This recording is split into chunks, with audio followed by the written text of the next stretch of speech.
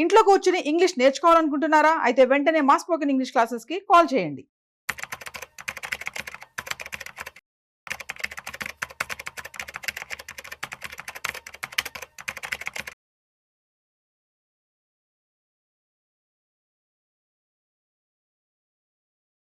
ప్రేక్షకులకి మీ రామచంద్రమూర్తి నమస్కారాలు. ఈ వీడియోలో మనం స్టాక్ మార్కెట్స్ గత 6 నెలల నుంచి విపరీతంగా ఫాలో అవుతున్నాయి. అలాంటిది మొన్న టెక్నికల్గా 23,000 నిఫ్టీ బ్రేక్ డౌన్ అయింది. సో ఇప్పుడు ఇలాంటి సందర్భంలో ఎలా ఉంటాయి నెక్స్ట్?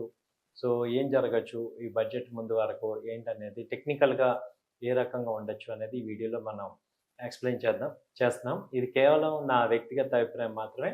మీరు కూడా 1-2 సార్లు ఆలోచించుకొని డెసిషన్ తీసుకోవాల్సిందిగా కోరుతున్నాం. సో ఇప్పుడు ఏంటంటే మేజర్గా వచ్చి నిఫ్టీ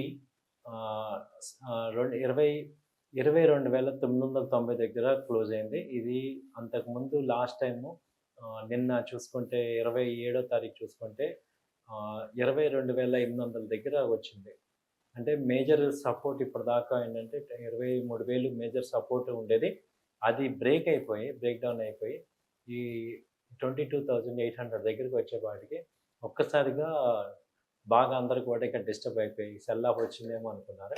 అయితే ఇవాళ మార్నింగ్ జరిగింది ఏంటంటే ఈ వీక్లో జరిగిన ఇన్సిడెంట్స్ ఏంటంటే reserve bank of India enter అయ్యి రూపీ వాల్యూని తగ్గించడానికి దాదాపు 90,000 కోట్ల గవర్నమెంట్ సెక్యూరిటీస్ని బయింగ్ చేద్దాం చూస్తుంది. సో దానివల్ల ఏమవుతుందంటే ఈ బ్యాంకింగ్కి లిక్విడిటీ ప్రాబ్లం లేకుండా ఉండటం అనేది జరుగుతుంది. కాబట్టి ఈ లిక్విడిటీ ఎప్పుడు ప్రాబ్లం లేకపోవటం వల్ల ఈ బ్యాంకింగ్ స్టాక్స్ అన్నీ కూడా భూమిలోకి వచ్చాయి. At the same time ICICI bank మంచి రిజల్ట్ ఇచ్చింది. కాబట్టి అది మొత్తం ఫాల్‌ని చాలా వరకు ఆపగలిగింది. ఈవెన్ డీప్ సీక్ ఎఫెక్ట్ వల్ల నాస్డాక్ వచ్చి దాదాపు 3% ఫాల్ అయినా ఇండియన్ ఐటీ కంపెనీస్ పెద్దగా ఎఫెక్ట్ అవ్వలేదు. కాబట్టి ఇక్కడ ఇది తట్టుకోగలిగాయి. బికాస్ ఆఫ్ బ్యాంకింగ్ సిస్టమ్ అది దానికి ట్రిగ్గర్ అవ్వటానికి మేజర్ రీజన్ ఆర్‌బీఐ తీసుకున్న చర్యల వల్ల ఇప్పుడు ఇండియన్ మార్కెట్ కొంచెం ఆగింది. రాబోయే రోజుల్లో ఏ రకంగా ఉంటుందనేది తెలియట్లేదు, కానీ ఇక్కడైతే కొంచెం సపోర్ట్ అయితే కనపడుతుంది. అలాగే ఇంకొక 3-4 రోజుల్లో బడ్జెట్ ఉంది కాబట్టి ఈ బడ్జెట్ అయిపోయాక మనకు అసలు డైరెక్షన్ ఏంటి, ట్రెండ్ డైరెక్షన్ ఏంటనేది చాలా క్లియర్‌గా వచ్చేస్తుంది ఫిబ్రవరి 2-3 తారీఖుల్లో. అలాగే ఫిబ్రవరి 1 బడ్జెట్ శనివారం, ఆ రోజు కూడా trading day, working day. Stock మార్కెట్‌కి శనివారం అయినా వర్కింగ్ డే ఉంది, గమనించండి. అలాగే ఇప్పుడు సెన్సెక్స్ తీసుకుంటే ఇది 75,900 ప్రెజెంట్ ఉంది.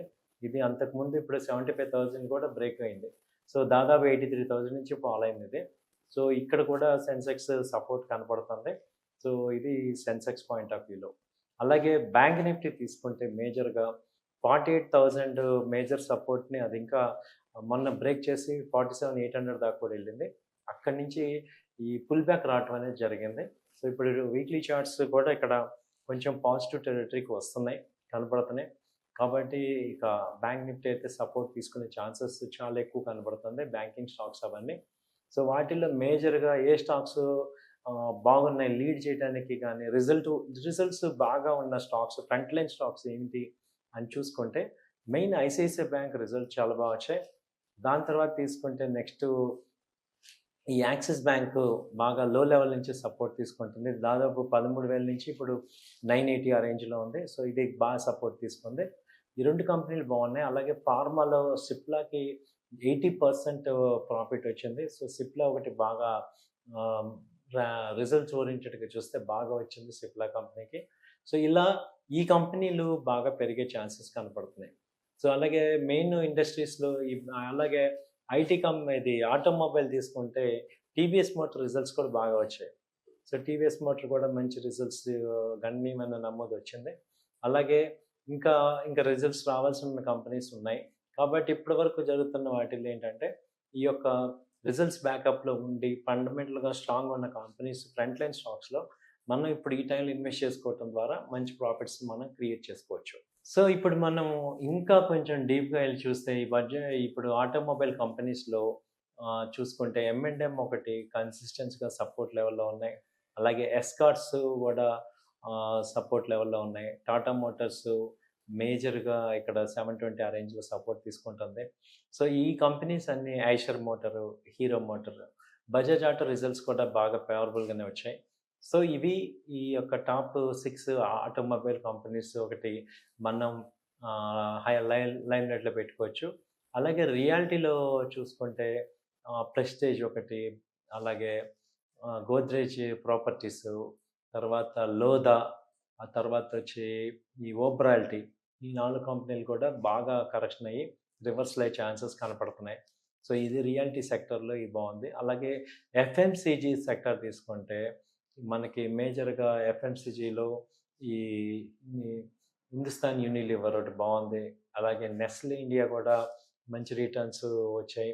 అలాగే కోల్గేట్ పాల్మోలివ్ కూడా మేజర్ సపోర్ట్స్ తీసుకుంటుంది. ఇది దాదాపు 3700 నుంచి ఇప్పుడు 2700 అక్కడ బాగా కరెక్షన్ అయ్యి రివర్సల్ అవుతున్నాయి. సో ఈ కంపెనీస్ డాబర్ ఒకటుంది, నెస్లే ఒకటుంది. అలాగే ఈ కంపెనీస్ అన్నీ కూడా ఈ ఎఫ్ఎంసీసీ సెక్టార్‌లో బాగా సపోర్ట్‌లోకొచ్చాయి. సో ఇలా మనం కోర్ సెక్టార్స్‌ని ఐడెంటిఫై చేసి చాలామంది ఇప్పుడు వెల్త్ క్రియేట్ చేయాలనే వాళ్ళందరికీ కూడా ఇదొక మేజర్ సపోర్ట్స్ దగ్గర నిఫ్టీ గాని, బ్యాంక్ నిఫ్టీ గాని మేజర్ సపోర్ట్స్ దగ్గర టర్న్ అవుతున్నాయి కాబట్టి ఇక్కడ ఫ్రెష్ ఎంట్రీగా తీసుకునేవాళ్ళు కానీ, ఆల్రెడీ పైన ఇన్వెస్ట్ చేసి రీ ఎంట్రీ కోసం వెయిట్ చేస్తున్న వాళ్ళందరికీ కూడా ఇదొక మంచి టర్నింగ్ పాయింట్ అనేది టెక్నికల్‌గా మనకి అర్థమవుతుందండి. ఇది మా వ్యక్తిగతమైన అభిప్రాయమే. మీరు కూడా 1, 2 సార్లు బాగా ఆలోచించుకొని డెసిషన్ తీసుకోండి. థాంక్ యూ అండి. నమస్తే.